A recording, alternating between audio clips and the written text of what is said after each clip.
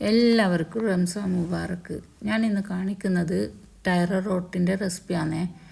രാത്രി ഞാൻ ശിവബോധന അരിയും പച്ചരിയും നല്ല ചൂടുവെള്ളത്തിൽ ഇട്ട് വെച്ചതാണ് ഇത്. ഫസ്റ്റ് തന്നെ വാഴൻ്റെ ഇല പറിച്ച് നല്ലോണം കഴുകി വൃത്തിയാക്കണം. ശേഷം അരിയും കഴുകി വൃത്തിയാക്കുക.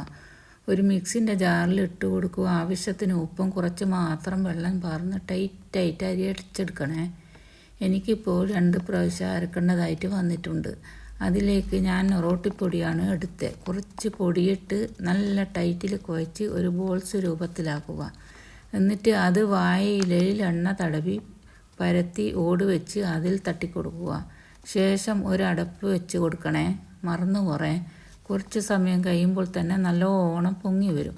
അന്നേരം ഒരു സ്പൂണോ പേപ്പറോ വെച്ച് നല്ലോണം ഇങ്ങനെ ഉരുട്ടി കൊടുക്കുക. ഇതിപ്പോൾ ദുബായിലേക്ക് കൊണ്ടുപോകാനുള്ളതാണ്. ഒറോട്ടി ആയതിന് ശേഷമാണ് അറിയുന്നത് ഫ്ലൈറ്റ് 3 മണിക്കൂർ ഡിലേ ആയ കാര്യം. അതുകൊണ്ട് നെയ്യ് മാത്രമേ പുരട്ടുന്നുള്ളൂ.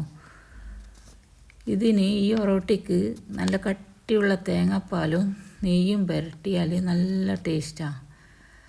നെയ്യ് നല്ലോണം പുരട്ടിക്കോ, പിശുക്കൊന്നും കാണിക്കണ്ടേ. നെയ്യ് പുരട്ടിയാലാണ് നല്ല ടേസ്റ്റ് ഉണ്ടാവുക. ഞാനിപ്പോൾ തേങ്ങാപ്പാൽ പുരട്ടാത്തത് നോമ്പായതുകൊണ്ട് ദുബായിലെത്തിയാൽ എപ്പോൾ ഇത് അവർ കഴിക്കാമെന്ന് അറിയില്ലല്ലോ. അതുകൊണ്ടാണ് തേങ്ങാപ്പാൽ ആക്കാണ്ടിട്ടുള്ളത്.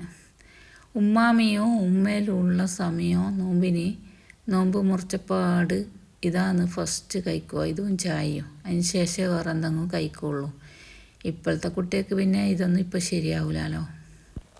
എൻ്റെ വീഡിയോ കാണുന്ന എന്നെ അറിയാവുന്ന കുറച്ച് പേരെങ്കിലും ചിന്തിക്കുന്നുണ്ടാവും, ഈ നോമ്പിന് ഇതിനൊക്കെ ഏടുന്ന സമയം നമ്മൾ തന്നെ കണ്ടെത്തലാണ്.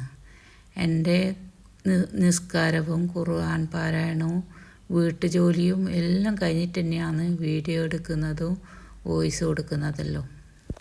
കുറേ പറഞ്ഞ് നിങ്ങളെ ഞാൻ ബോറടിപ്പിക്കുന്നില്ല. വീഡിയോ കണ്ട് ഇഷ്ടപ്പെടുവാണെങ്കിൽ ലൈക്കും കമൻറ്റും സബ്സ്ക്രൈബും പോകുന്നതിന് മുമ്പേ ചെയ്യണേ. ഇത് കൊണ്ടുപോകാൻ വേണ്ടിയിട്ട് ആൾ 1 മണിക്കേ വരുള്ളൂ എന്നാണ് പറഞ്ഞത്. ഞാനിതിപ്പോൾ 9 മണിക്ക് ആക്കി വെച്ചതാണ്. എല്ലാം പാക്കെല്ലാം ആക്കി ഇവിടെ വെച്ചിട്ടുണ്ട്. എനിക്കെങ്കിൽ പുറത്തു കൊണ്ട് ആവശ്യമുണ്ട്. അവർ വന്നിട്ട് എടുത്തിട്ട് പോയിക്കോളും.